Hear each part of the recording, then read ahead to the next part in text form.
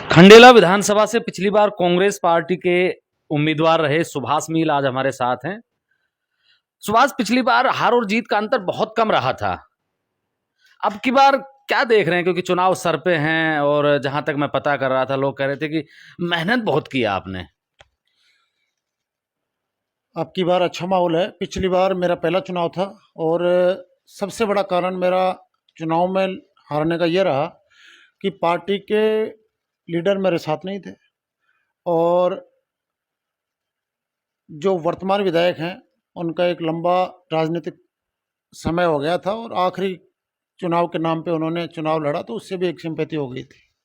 फिर मेरी बड़ी मीटिंग में मैंने मीटिंग रखी थी और उसमें अंत में नेता भी नहीं आए थे, जिनको चीफ गेस्ट बनाया था नवजोत सिद्धू को, वो नहीं पहुंचे थे। इसका भी एक खराब मैसेज गया। इससे थोड़े मतों से हम लोग चुनाव हार गए।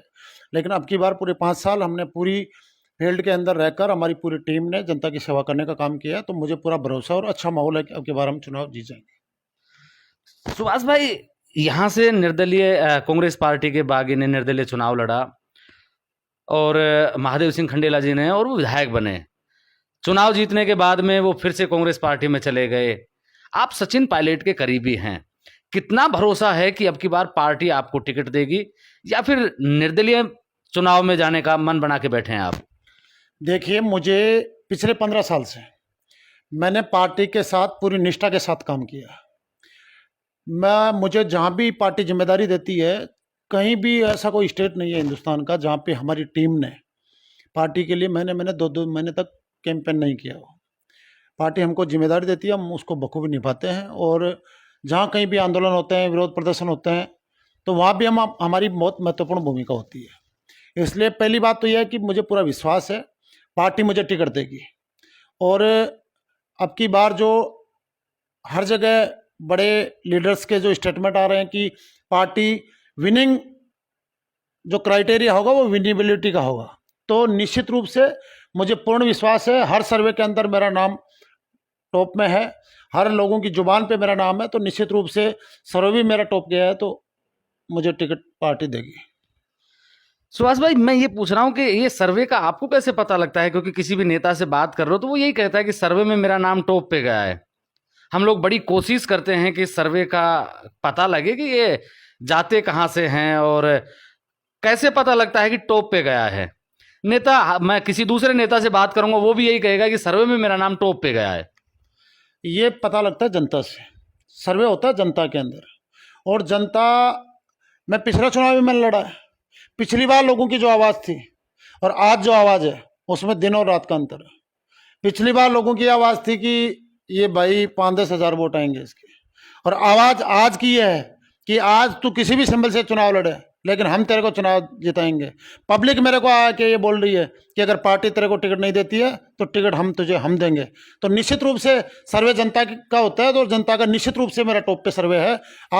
आपसे भी मैं कहना चाहूँगा कि आप भी एक रैंडमली जहाँ कहीं भी इधर से अब यहाँ से जाएंगे तो आप 10-5 जगह 20 जगह आप पूछ के जाएं लोगों को, आपको भी इस बात का पता चलेगा कि हाँ वास्तव में लोगों की जुबान पे अब की बार एक ही नाम। यहाँ से जो विधायक महादेव सिंह खंडेला जी सरकार में रहे हैं, और अब की बार जितने भी विधायक थे उनकी चली बहुत है। क्या देखते हैं कि खंडेला में किस तरीके के विकास के काम, किस तरीके के काम महादेव जी ने करवाए हैं? खंडेला के अंदर सबसे बड़ा भ्रष्टाचार हुआ है हर डिपार्टमेंट के अंदर। एक आम आदमी आज एक बिना रुपये दिए किसी डिपार्टमेंट में काम नहीं करा सका 5 साल के अंदर। 5 साल के अंदर बहुत बड़ा भ्रष्टाचार यहाँ पे ये हुआ कि भ्रष्टाचार के कारण से हिंदुस्तान का पहला मामला बता रहा हूँ मैं आपको कि एक वकील जो लोगों को न्याय दिलाता है उसको इस भ्रष्टाचार से लड़ते लड़ते अपनी जान देनी पड़ी। इससे दूसरा उदाहरण भ्रष्टाचार का कोई हो नहीं सकता। आप किसी भी डिपार्टमेंट में चले जाओ, कहीं भी आप देख लो, किसी भी, चाहे कोई भी योजना यहाँ पे रही हो, जल जीवन मिशन हो, चाहे सड़कों में हो, अन्य कोई काम जहाँ पे हुई है, तो आप खुद क्वालिटी पता करेंगे तो आपको पता चलेगा कि यहाँ पे बहुत बड़ा भ्रष्टाचार हुआ है। किसी भी काम में गुणवत्ता नहीं है। लोग, एक आम आदमी किसी भी काम के लिए जब ऑफिस में जाता है, बिना पैसे बिना दलाल के काम नहीं होता है। विधायक ने हर गांव के अंदर, हर पंचायत के अंदर अपने रजिस्टर्ड दलाल पाल रखे हैं और उन दलालों के थ्रू ही किसी का काम होता है, अन्यथा कोई काम नहीं होता है। अगर पूरा गांव ये कह दे कि ये काम होना चाहिए और उस गांव का एक दलाल ये कह दे कि ये नहीं होना चाहिए, तो काम नहीं होगा। सुभाष भाई, अजीब विडंबना है, आपकी ही पार्टी के विधायक हैं और आप भी उसी पार्टी के हैं, सरकार आपकी रही है, फिर भी आप ये जो दलाली प्रथा बता रहे, भ्रष्टाचार बता रहे, इनको रोकने के लिए नाकाम कैसे रहे? नहीं, ये तो देखो, ये खुली लूट इसने मचाई है विधायक जी ने। तो ये क्या निर्दलीय विधायक थे, तो सरकार में भी इनका सपोर्ट था, और इसलिए इनको कोई रोकने टोकने वाला तो था नहीं। और इन्होंने मुँह मर्जी मन मर्जी अपना जो भी जितना भ्रष्टाचार हो सका वो भ्रष्टाचार किया।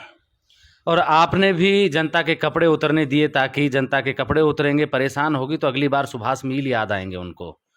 नहीं, मैं 5 साल जनता के लिए पूरी मजबूती के साथ में खड़ा रहा। जहां भी सरकार और प्रशासन के द्वारा किसी आम आदमी के साथ गलत किया गया, आम आदमी के साथ कहीं अन्याय हुआ, उस अन्याय के विरुद्ध सबसे पहले खड़ा होकर पूरी मजबूती के साथ हमने आवाज उठाई और उस अन्याय के विरुद्ध उस लड़ाई को जीता भी है। हमने सरकार होते हुए भी, हमने सरकार के खिलाफ भी 4-5 आंदोलन हमने किए हैं और उनको सफलतापूर्वक अंजाम तक पहुंचाया है। क्योंकि हमारा कमिटमेंट ये है कि हमारे लिए सरकारें और पार्टियां बाद में हैं, जनता हमारे लिए पहले है। सुभाष भाई, जनता तो पहले है, क्योंकि जनता के बीच में ही जाना है, अब वक्त बहुत कम बचा है। तैयारियां किस ढंग से चल रही हैं? तैयारियां लोग कर रहे हैं।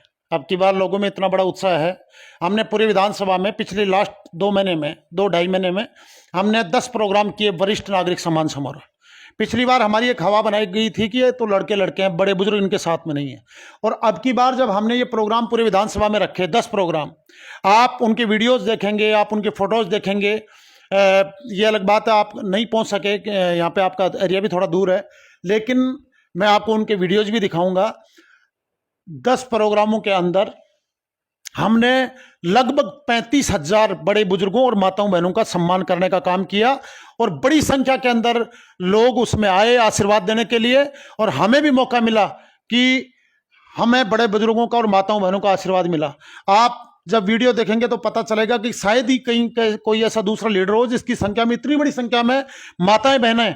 सबसे बड़ी बात हमारे प्रोग्रामों की ये रही कि माताओं बहनों का बड़ा आशीर्वाद रहा। और हर जगह आप भी जहां अगर घूमेंगे विधानसभा में तो आपको पता चलेगा कि अब की बार खंडेला के अंदर एक बदलाव की क्रांति है। 50 साल के परिवारवाद और वंशवाद के खिलाफ जो एक आमजन आवाज उठा रहा है, जो आमजन एक लड़ाई लड़ रहा है और आमजन खुद इसकी तैयारी कर रहा है। इसलिए चुनाव की तैयारी मेरे से ज्यादा एक आम आदमी कर रहा है। आम आदमी को ये, मैं जहां भी जाता हूं लोग ये कहते हैं कि अगर अब की बार हम इस बदलाव की आंधी में भी परिवर्तन नहीं कर सके तो फिर हमारे पास दोबारा ये ऐसा मौका आएगा नहीं। तो हर आदमी इसके अंदर भागीदार बनना चाहता है, इस परिवर्तन का साक्षी, इसका गवाह बनना चाहता है। बड़े बुजुर्ग भी जो 70-70, 80-80 साल के बड़े बुजुर्ग हैं वो भी ये कहते हैं कि हम अब की बार बदलाव देखना चाहते हैं।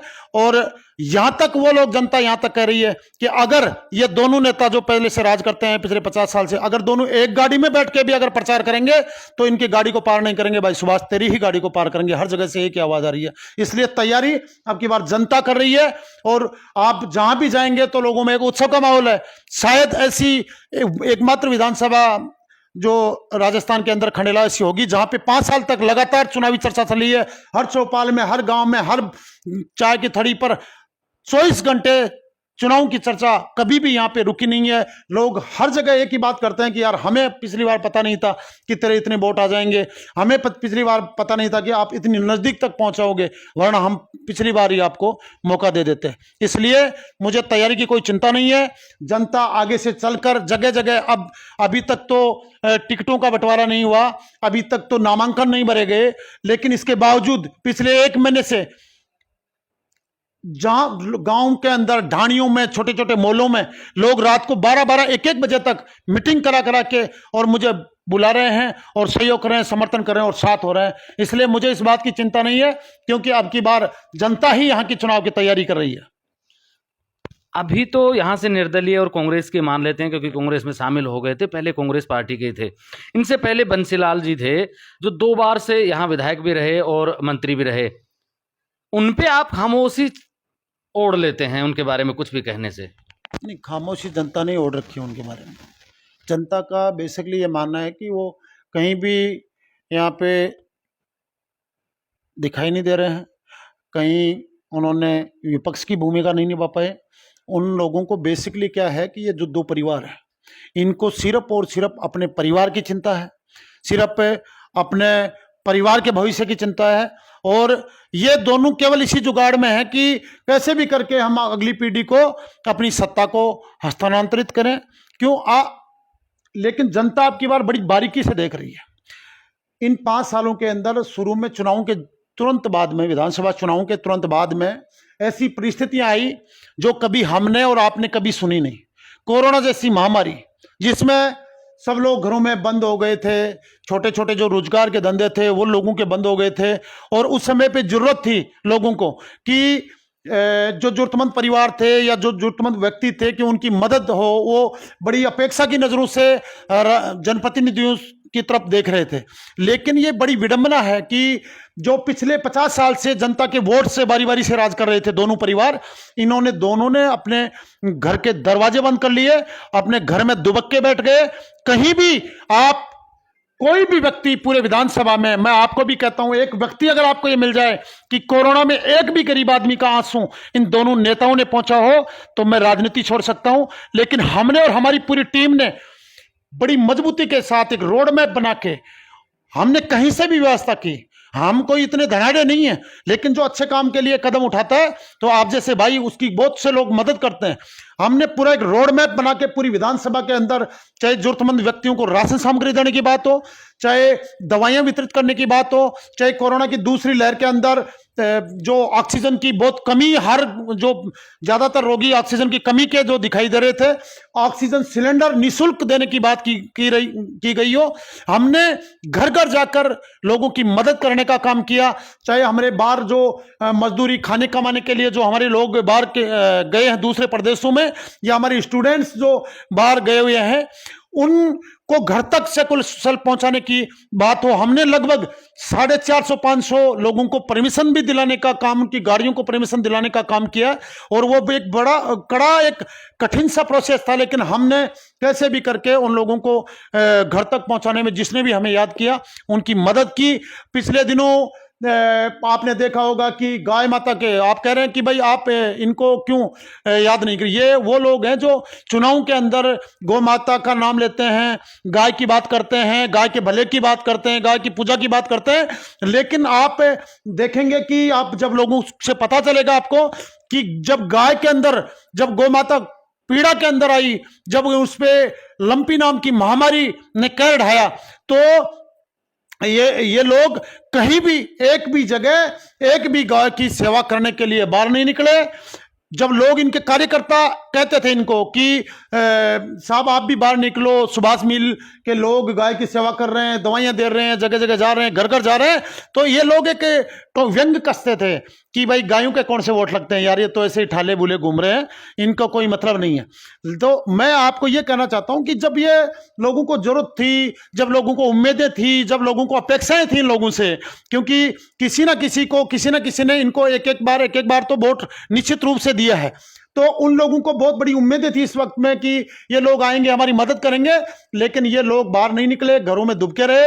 हमने और हमारी पूरी टीम ने जान की परवाह किए बिना, पूरी जी जान और एक भावना के साथ में, सेवा भावना के साथ में हमने लोगों की मदद करने का काम किया। आज वही लोग, जो जरूरतमंद परिवार थे, वो ज़्यादा प्रभावी नहीं है, लेकिन आज वो लोग अपनी जगह मजबूती से खड़े हैं। और वो मुझे आके करें कि हमें वो दिन याद है, ये कोरोना भी चला गया, सारा समय गुजर गया, लेकिन सुभाष भाई आपने जो हमारी मदद की थी, हम उसको कभी ज़िंदगी में नहीं भूल सकते। इसलिए वो लोग आके मेरा हौसला बढ़ा रहे हैं। सुभाष भाई, आपने यहाँ से विधायक महादेव सिंह खंडेला पे भ्रष्टाचार के आरोप लगाए। मैं ये जानना चाह रहा हूँ कि, और लोग भी ये जानना चाहेंगे कि मान लीजिए आप विधायक बनते हैं, जो आरोप आपने लगाए हैं क्या उनको सिद्ध करके उन पे कार्रवाई करवाएंगे आप? निश्चित रूप से, क्योंकि राजनीति में आरोप लगाते हैं नेता एक दूसरे पर, लेकिन जैसे ही सत्ता में आते हैं, जैसे ही पावर में आते हैं, हाथ मिला लेते हैं बैक हैंड से। मैं आपके चैनल के माध्यम से लोगों को यकीन दिलाता हूं कि ये भ्रष्टाचार की कड़ी टूटेगी, और जिन मामलों के अंदर हम जांच करवा सकते हैं उनमें जांच भी होगी, भ्रष्टाचार उजागर भी होगा, और जो उसके पीछे दोषी होगा उसके लिए कार्रवाई भी होगी। हमने भ्रष्टाचार के लिए यहां भी लोगों के साथ में हम खड़े हुए हैं। लोगों को सस्पेंड तक हमने अधिकारियों को यहां पे करवाया है। इसलिए इस बात के प्रति आपके माध्यम से मैं जनता को कहना चाहता हूं कि आप निश्चिंत रहें। हम भ्रष्टाचार के प्रति जीरो टॉलरेंस की नीति अपनाएंगे और निश्चित रूप से जो दोषी होगा उसके खिलाफ कड़ी से कड़ी कार्रवाई करेंगे। यह है सुभाष मील, युवा नेता हैं। पिछली बार कांग्रेस के सिंबल पर चुनाव लड़ा था, अब की बार पार्टी टिकट देती है तो कांग्रेस सिंबल पे, नहीं तो फिर निर्दलीय चुनाव लड़ने का मन तो नहीं है आपका? देखिए, मैं पहले भी आपको कह चुका हूं ये बात कि लोकतंत्र के अंदर जनता जिसको टिकट देती है वही चुनाव जीतता है, और मुझे पूरी उम्मीद है, मुझे पूरा विश्वास है कि अब की बार जनता मुझे टिकट देगी और विधानसभा में पहुंचाएगी। धन्यवाद। ये सुभाष मील हैं जो खंडेला से विधानसभा चुनाव लड़ने की तैयारी कर रहे हैं। तैयारी का पूरा मन है, चुनाव लड़ेंगे। आप मेरे साथ देख रहे हैं ब्लैक एंड व्हाइट सच। मैं महेंद्र यादव। जय हिंद, जय भारत।